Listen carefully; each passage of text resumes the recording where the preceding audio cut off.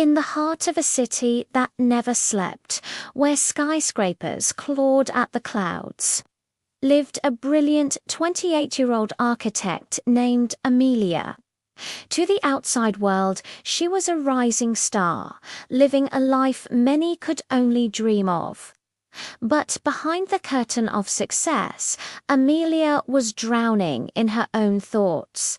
Her mind was like a frantic train station, with thoughts arriving and departing without a moment's rest. At night, she'd lie awake replaying every past mistake, every word she wished she hadn't said, every opportunity she'd let slip by.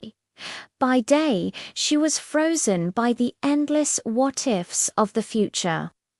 The crushing weight of deadlines, social pressures, and the relentless need to be perfect left her feeling exhausted and utterly hollow. She had forgotten what her food tasted like, what a sunset looked like, and what her own laughter even sounded like. Desperate for a sliver of peace, Amelia escaped the city's noise for a weekend. She journeyed to a secluded retreat perched on coastal cliffs, a place she'd heard was home to a woman named Alina. Alina, a former High Court judge, had famously walked away from her prestigious career to find inner stillness. Whispers said she held a golden compass that could point anyone toward true peace. Amelia found Alina on a wooden deck overlooking the vast blue ocean. Alina was radiant, not with youth, but with a profound stillness that seemed to emanate from her very being. "My mind is a storm, Alina," Amelia confessed, her voice trembling. "I'm here, but my thoughts are always somewhere else. They're either trapped in yesterday or terrified of tomorrow. How do I make it stop?" Alina stood, went into her small cabin, and returned holding a small, intricate object. It was a golden compass, but instead of a needle, it had a tiny silver ball rolling on a polished flat surface. Around its edge hung dozens of tiny, fragile glass bells. "This is your task," Alina said softly. "Take this compass and walk the narrow path along the cliffside to the lighthouse and back. But there is a condition. The silver ball must stay perfectly in the center. If it rolls even slightly, the glass bells will shatter. You must return with them intact." Amelia's eyes widened as she looked at the delicate instrument. The path was uneven, and the sea wind was gusty. This seemed impossible. She took a deep breath, gripped the compass with both hands, and began her walk. At first, terror gripped her, but as she moved, her focus shifted. She watched the silver ball with an intensity she had never known.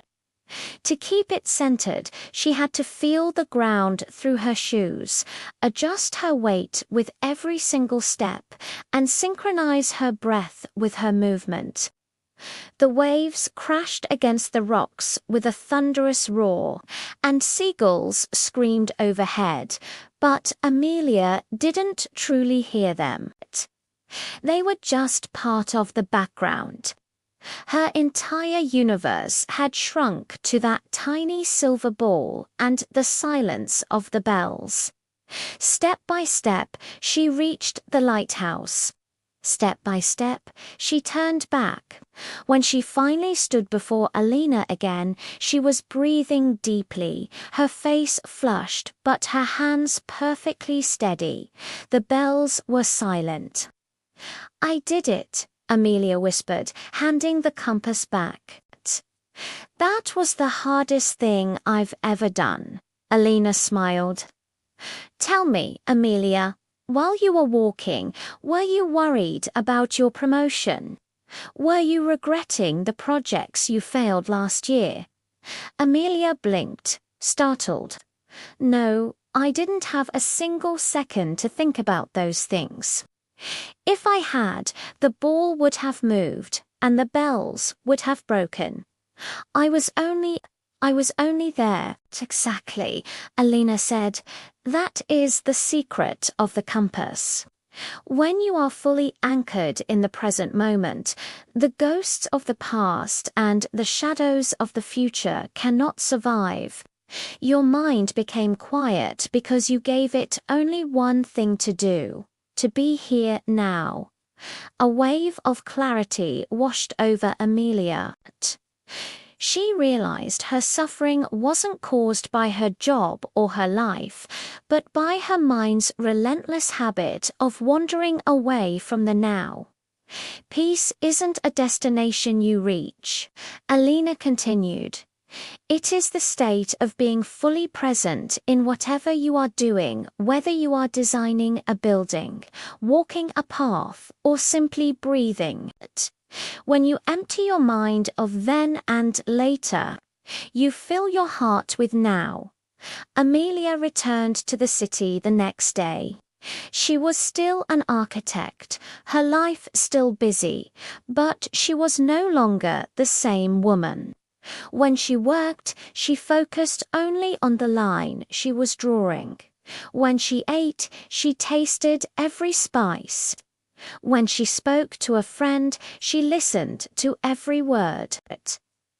The storm in her mind had cleared, not because the world had changed, but because she had learned to keep her own silver ball centered. She had finally found the peace she was looking for right where it had always been, hidden just beneath the noise of her thoughts. If you find your mind is often a storm, remember the secret of the golden compass. Your peace is found not in changing your life, but in fully living it, one present moment at a time. Thank you for watching. If this story resonated with you, please like, share, and subscribe for more.